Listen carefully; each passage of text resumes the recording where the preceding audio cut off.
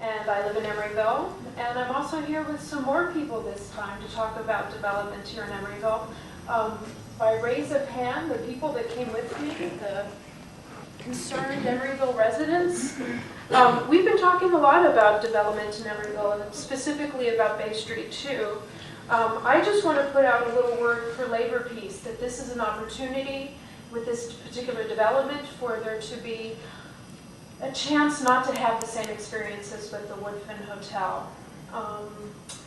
And also I want to say, I did read in the Chamber newspaper that it seems that there's some thinking that development is a way for us to reach status quo, that it's the way to maybe replace current tax revenues. And I'm concerned about this line of thought. It feels like treading water, like we're not getting anything. It feels like this isn't the best we can do. I think we can do much better. And I think that's about it for now. Thank you. Next speaker. Next speaker.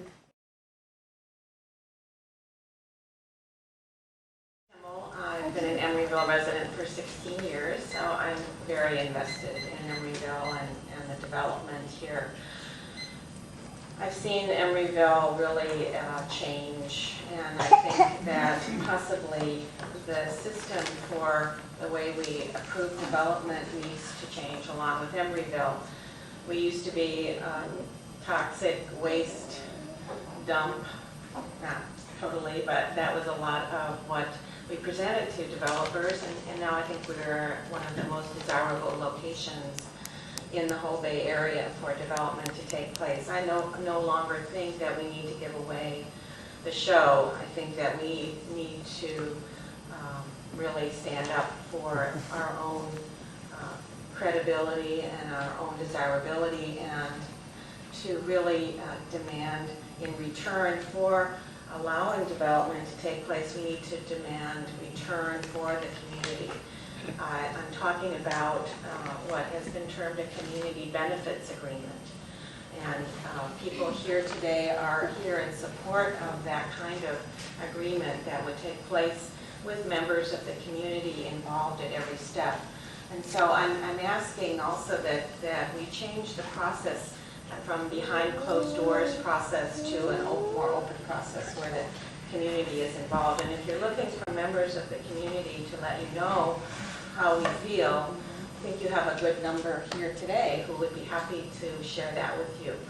I hope my time isn't up, but I wanted to say that in terms of Bay Street 2, if we are going to allow this kind of major development, one of my big concerns is that we allow for more community local businesses, because I'm really not that pleased with Bay Street 1.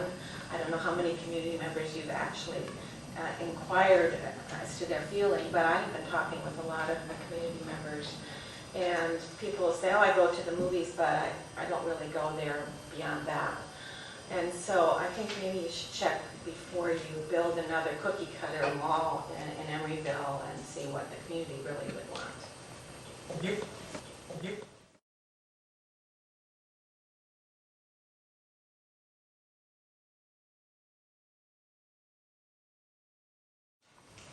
My name is Brian Donahue, 4333 Holden Street, 28-year resident of Emeryville. This is my daughter.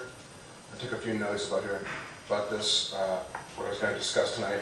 First of all, I think everybody watching on television and I guess streaming, and people here in the audience and the council should know that, that at the last meeting, there was a closed door session about this issue, and regarding the subsidies, that the public money, the taxpayer money that we are going to be, I should say, rephrase this, we're being forced by the council to give to Madison Marquette for this project. And I just think that this should not be done behind closed doors.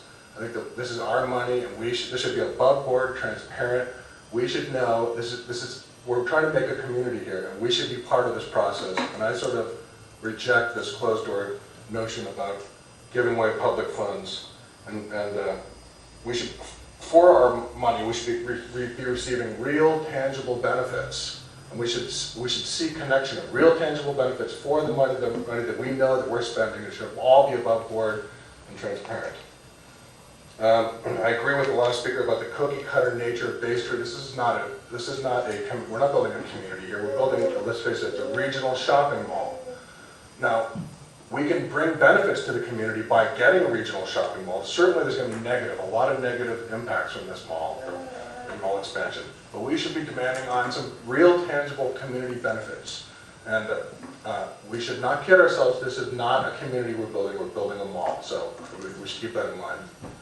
So if you're going to extend Madison Marquette's exclusive rights to negotiate again, it's happened, I guess 5 times, then I think that you should require them to have what I talked about before, real tangible benefits, a community benefits agreement. That's what we want, a community benefits agreement, so the community will directly benefit and be part of the process in every step. And I'm tired of seeing development happen behind closed doors over here, where the public is shut out, and the decisions are made about this sort of thing without us being a part of it. And I think those days are over in Emeryville.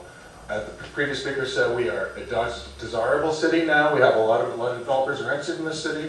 And I'm sort of tired of seeing the city be sold short, frankly, by this council. I think we need to start selling ourselves for what we're worth, and we need to include the public in the deal. Thank you very much. And my daughter agrees with me, by the way. Thank you.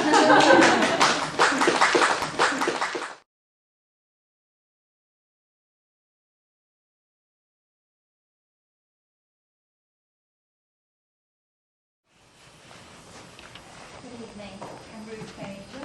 Could you pull the microphone down? Yes, when you're only 5'2", it really makes a difference, doesn't it? Ruth Major, I live in the Watergate condominium. I'd like to agree with what's been said already and add a few points. I really would like to see open deliberation and room for public input. I'd like it to be systematic and in full, and let the public know in advance. In terms of decision making, I think cost-benefit analysis. What are the citizens getting from this? What Emeryville citizens getting from this in the big term as well as in the long term, should I say, as well as the short term? And what does it cost the citizens of Emeryville? That's something we never get a picture of. How much is this costing us short term and long term? Community benefits should be part of the discussion, just as there are benefits for the developers coming in. There's a parallel there, and we should be getting the same. We do need developers here. I'm not anti-development. We need developers to help us pay the bills, but show us how the developers are going to pay the bills by what we keep doing. We need diversity of development, and I emailed you before about diversity of development. It seems to me that we have repetitive development and the same type of retail. Most of it doesn't stay very long. Is there something else we can do? Can we have more non-profits? Can we have smaller types of business? We know from the research that shopping malls are fading. They're not something that's going to be here long term, so maybe we need to reconsider what's happening. And on a personal note, and this is really very personal to me, I've been here 24 years and I helped elect some of you. I walked the streets, I worked hard to get some of you elected. And it was at a time when we were looking for change. We were looking for change in Emeryville. And I want you to help me understand how we've gone full circle and we're back to having conversations behind doors around development, just as we did all those years ago. And I must say I'm really pretty disappointed about that. I care about Emeryville very much. I care as a citizen. I care for the citizenship of Emeryville. I care about our city council being seen to be above and beyond. So I would really hope that you would consider being a little more transparent about development to the citizens of Emeryville. Thank you. Thank you very much.